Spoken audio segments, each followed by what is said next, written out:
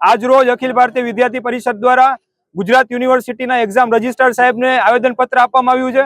આજથી જ્યારે BAMS ના એક પેપર છે, જ્યારે પેપર આપવામાં આવ્યું એની પહેલા જ જેના પ્રશ્ન છે એ વોટ્સએપ ખાતે વિદ્યાર્થીઓની પહેલા જ પહોંચી ગયા હતા અને 12 જેટલા પ્રશ્નો છે એમાંથી 11 જેટલા પ્રશ્નો છે એ પેપર જે છે એમાં પૂછવામાં આવે છે, જેને લઈ આજે યુનિવર્સિટીના એક્ઝામ રજિસ્ટ્રારને મળી અને રજૂઆત કરાવી છે કે જે પણ સમિતિ બની છે એ સમિતિ પારદર્શિતાથી જે પણ લોકોમાં સંડોવાયેલા હોય એની સામે કડકમાં કડક કાર્યવાહી કરવામાં આવે। અસ્તુ, ભારત માતા કી જય।